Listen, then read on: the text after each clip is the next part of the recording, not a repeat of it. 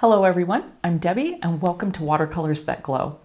In this tutorial, I will be showing you how to get control of water, the key ingredient to making your paint flow. Follow along with me and learn all about the importance of water from too little to too much. I'm going to show you specific techniques from wet into wet, wet on dry, and layering, and how the correct amount of water can make the difference between a painting that's overworked and a painting that works. So let's get started. Hey everyone, before we get started, let's go over what you're going to need. So I have here some 300-pound Arches watercolor paper. I've got some clean water. I've got my brushes, my silver white brushes, which are synthetic, and my natural hair brushes, which are my dragon's tongue. And I've got some fresh paint that I've just squeezed out onto my palette. I've got some nickel azo yellow, some quinacridone rose and quinacridone magenta, and some ultramarine blue. So what we're going to do is we're going to be practicing how water and paint work together. And really, this is the first step in learning how to control the techniques you apply to your painting. And I'm going to show you what happens to paint at different stages of watercolor paper. And then I'm going to show you examples of some wet on wet, blending colors on your paper, some wet on dry, and blending those colors out, and glazing. We're going to be talking about how layering colors one on top of the other, how it kind of can make things kind of almost look like some stained glass stacked one on top of the other. So I'm going to show you those examples, and then I'm going to take those examples and I'm going to apply them to a watercolor painting of a peony that I'm working on. So let's get started. So I'm going to make sure I've got some nice mixes going on my palette here. So I'm going to start with some of this orange that I've mixed up with my quinacridone rose and my nickel azo yellow. So that looks about a good consistency there. My paint isn't super thick, but it's also not very pale and watery. It's about just right in between. So I feel like that's a good mix going on. Okay, so I'm going to keep my brush there because I'm going to come back to that brush. And I'm going to grab one of my bigger dragon's tongue brushes, and I'm going to apply a lot of water into this circle. And we're going to see what happens when you have too much water on your paper and you don't wait for it to soak in. So here we go.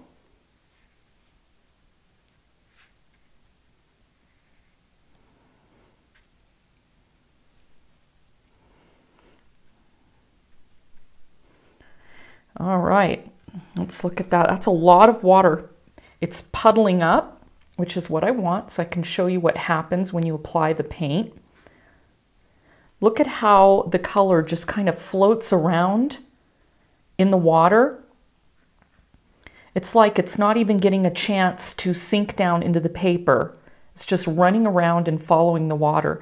So you can see that you really don't have any control over what's going on with that water. It's just kind of, the paint is kind of flowing around, and you really can't make any decisions about where you want that paint to flow to. So what I'm going to do is now we're going to let this dry, and we're going to see what happens to that color as it starts drying. So this area is finally basically dry, and you can already see what's happened. Because there was so much water and it puddled in certain areas, some areas dried quicker than others, which caused some blossoming and just a very uneven, just very bad wash. So now let's go on to a wash in this circle. I'm gonna apply a moderate amount of water. I'm gonna make it so that it has a nice glossy sheen, and then we're gonna give it a minute, about 40 seconds to a minute. And then we're going to go ahead and apply some color, and we're going to see how it looks. Okay, so I've got some water down. I'm going to give it just a few seconds to let it sink into the paper, and then we'll go ahead and apply the color on it. So I'm checking out the sheen, making sure that I have an even coat of water, and then I'm going to give it a second, and then we'll go ahead and apply some color on it. Okay, I've given that about 40 seconds. So now I'm going to grab some of my orangish red color over there, and I'm going to start laying it down. Oh, let me get a paper towel.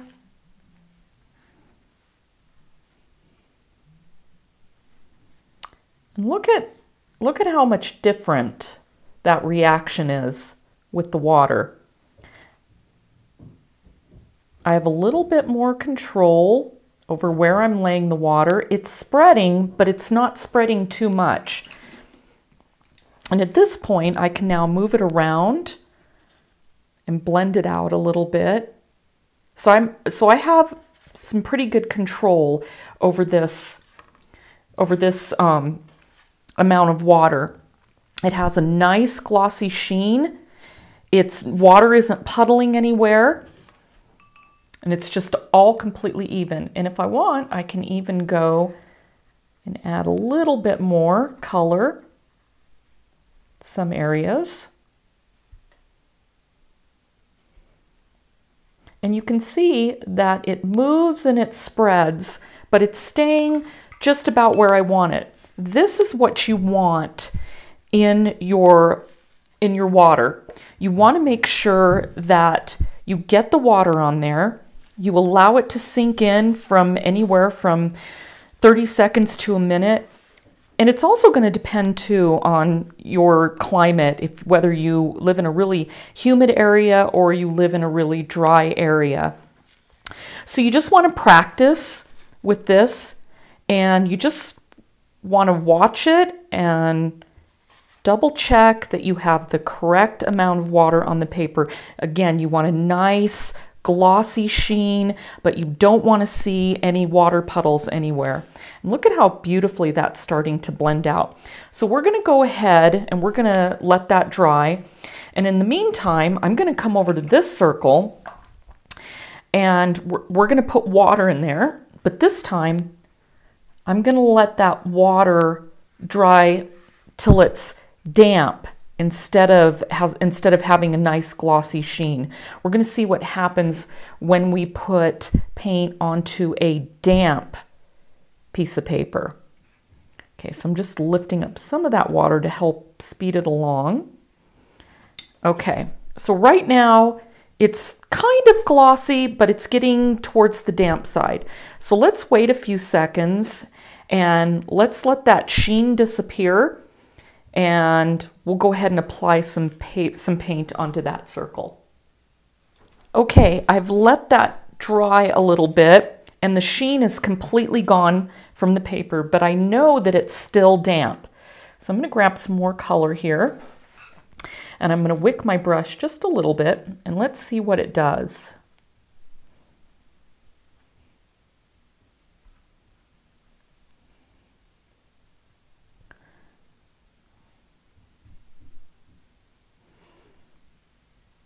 This would be good for backgrounds when you don't want your color to spread very far, but you want to give that nice, soft, out of focus look.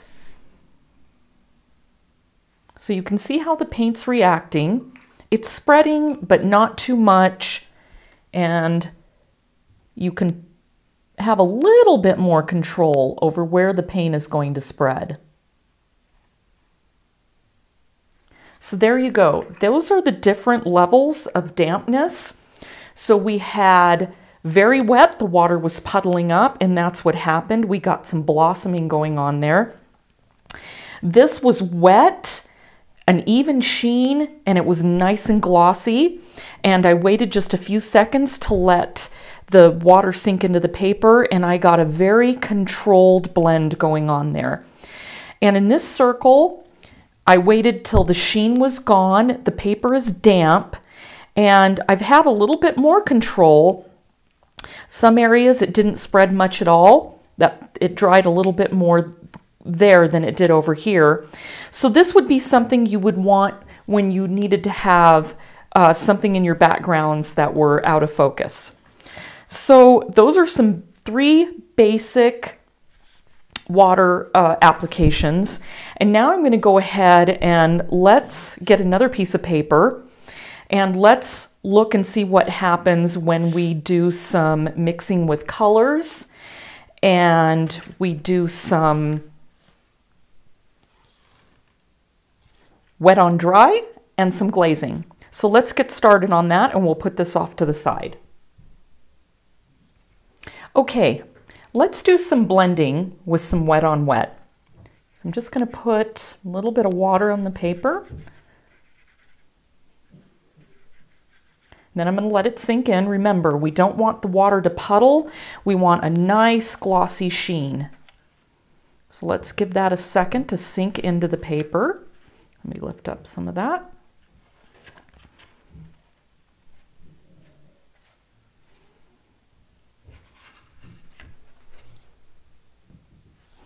Okay, we've got a nice glossy sheen going on. So now I think we can start blending in some colors on the paper.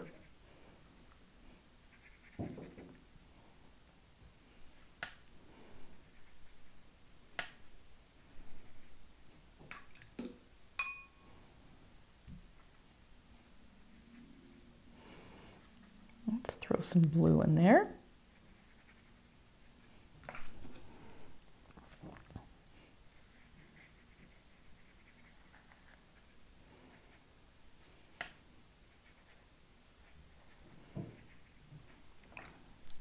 Okay, let's let them blend together.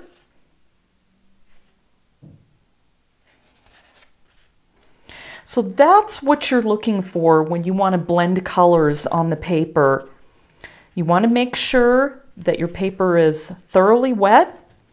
You want to make sure that you give it a few seconds to seep down into the paper. And you want a nice glossy sheen, and then you can go ahead and start laying in your colors, and you can see how everything's starting to just blend really nicely. So that is the trick. That's what you want to do, is you want to be able to achieve some control with your color. So now I'm going to do some, over in this area, I'm going to do some wet on dry. So I'm going to grab some more of my orange.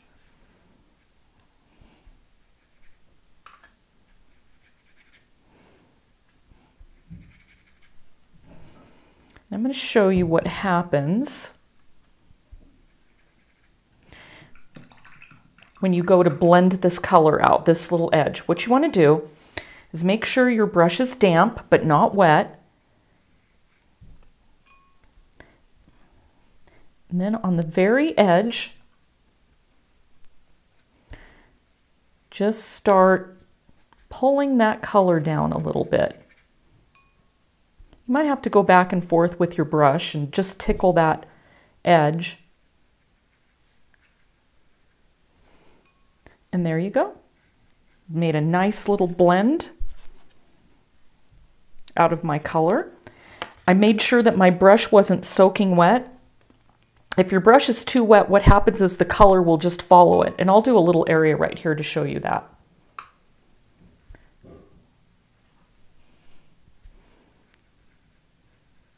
Okay, now my brush is going to be wet and I'm going to try to blend that side out.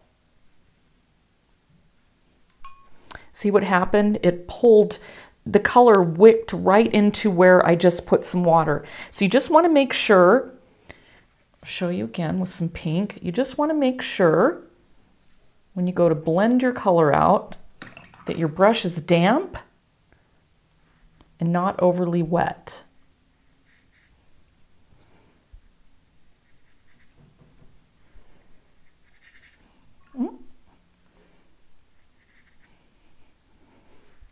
This will take some practice. There's a little bit of a trick to it. And then clean your brush again and just keep blending it out, tickling it with your brush. And there you go. You have a nice blend right there. And there you can see where I add too much water, how all the paint just followed right down into that blended area. And then you can see right here how just that damp brush made just a nice blend. So now let's do a little area of some glazing.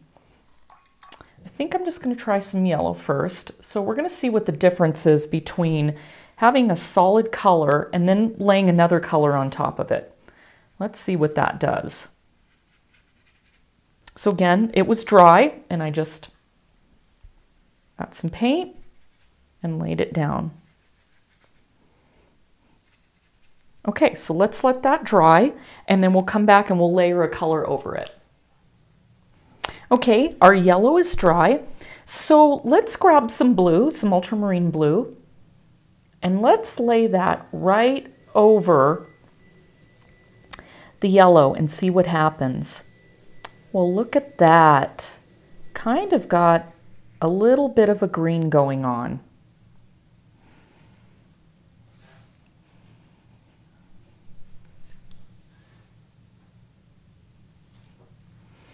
Now let's put some pink over here and see what we get.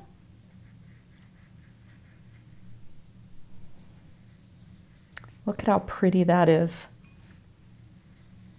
You can just see how the colors just really glow from behind. Let's add a little bit more blue over there. And coming off to the side there, so you can see how that color change comes through. So that's a good example of glazing. We've got an example of blending the colors on Wetinwet, and how to blend out a color with wet on dry paper. So now let's take all these examples and let's apply them to my watercolor painting of a peony, and let's see how they look when we're actually painting. Okay, I've got my peony painting out. I've been working on this for a while.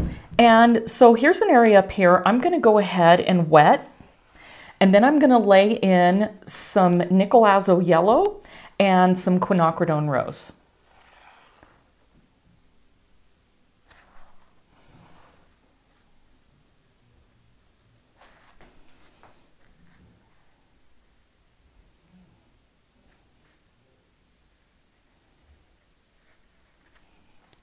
I'm going to make sure that it's completely saturated with water.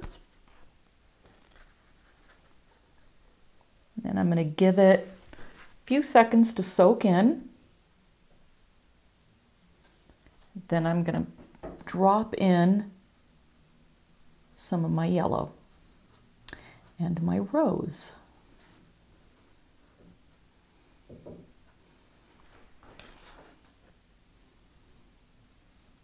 Okay.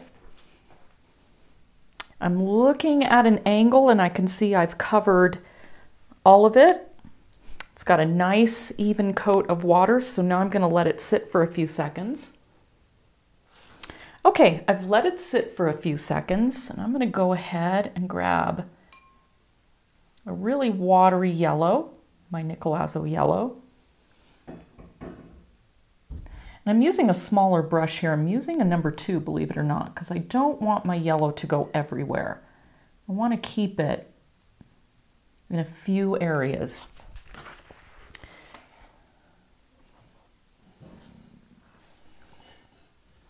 I'm going to rinse my brush off. Just let that yellow blend out a little bit. Now I'm going to pick up some of the quinacridone rose. Going to make it very watery.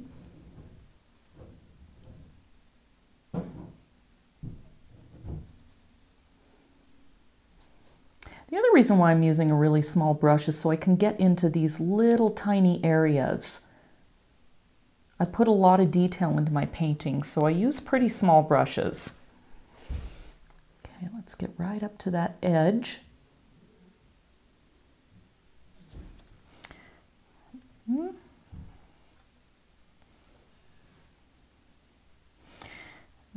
pull it up a little bit. More water.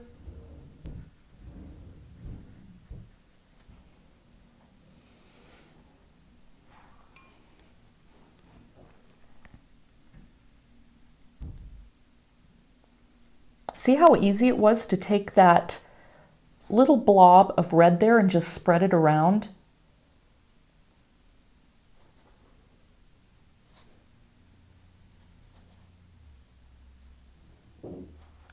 Grab a little tiny bit. Get into those little areas down there. Maybe pull some of that pink over into this yellow. Nice. There we go. That is the Wetinwet using quinacridone rose and nickel azo yellow. So let's let that dry and let's go on to, I'm going to find a little area here and we're going to do wet on dry and then blend it out. All right, I'm going to take this area and I'm going to do a wet on dry. I'm going to put in some color right next to that line and then I'm going to blend it out. Okay.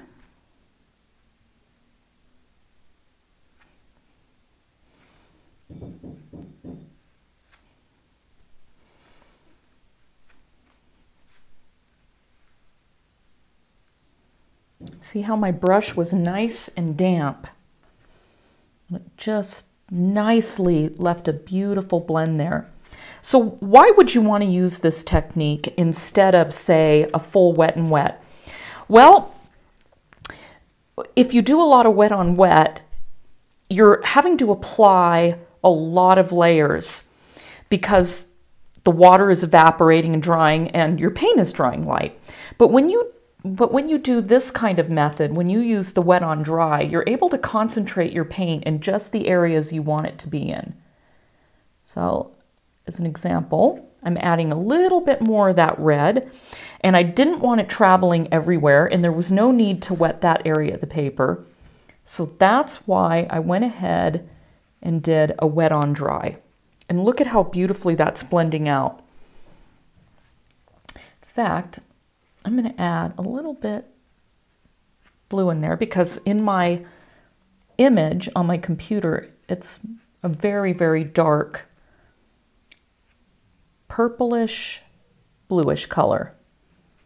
Okay, there we go. So I've blended that area out. Now I'm going to do some more down here.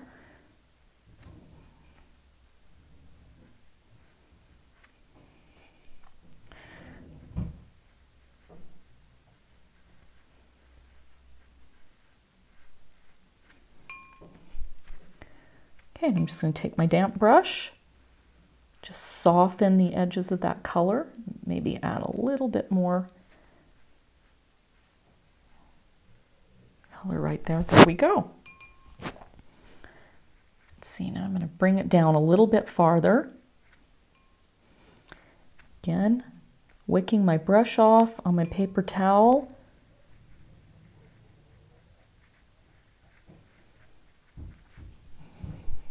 There we go. So we've done some wet on dry. Let me come down into this area.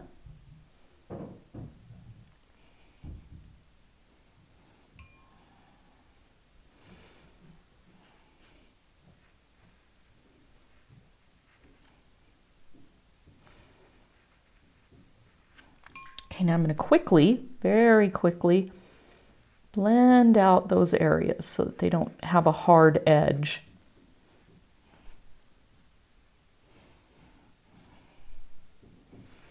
Add a little bit more color up in there.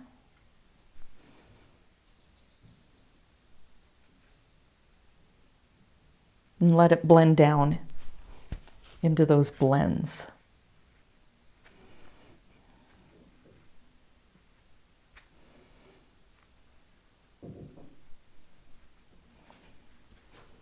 That's going to be beautiful.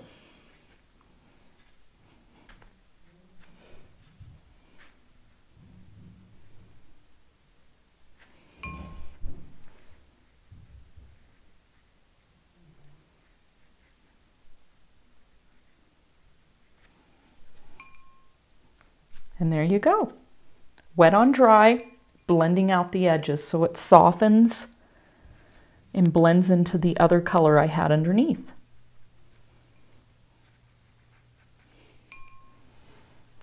So now I'm going to find an area where I can glaze. I've obviously done a lot of glazing in this painting already, so I still have quite a bit left to do on it. So let's find another place to glaze, and I'm going to show you how that's going to look. Okay, I'm going to work on this little area and put some glazes in there. So what is the difference between glazing and just laying down colors and blending them out, or say wet on wet? Glazing is great for when you have complementary colors that are right next to each other and you don't want them to mix and make a gray, or you just want some subtle changes of color. You just want your painting to almost look like it's stained glass stacked one on top of another. So I have a very blue edge there, and then I have some pinks there, and I definitely wanted to keep those blues really clear. I didn't want them to mix too much with those pinks. So I've been gradually glazing this little by little. So now I'm going to do it again. Adding a little bit of water. And I'm just coming up into this color right there. Okay.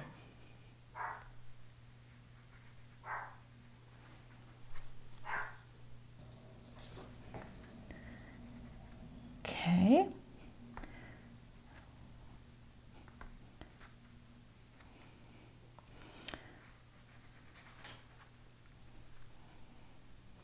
And there we go.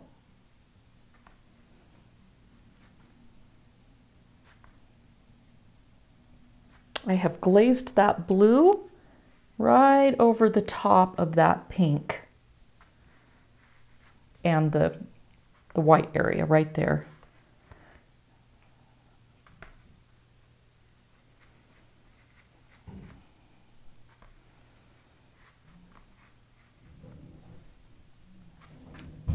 Nice. I think that looks good.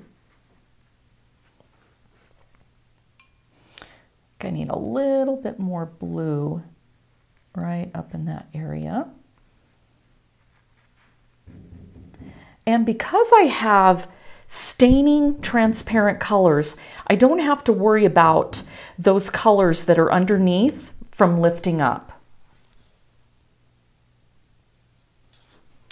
Now I'm going to come over in this area and I'm going to glaze a little bit more blue.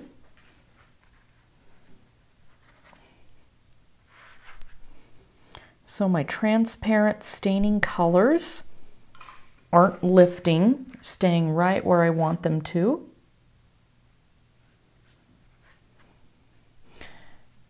Okay.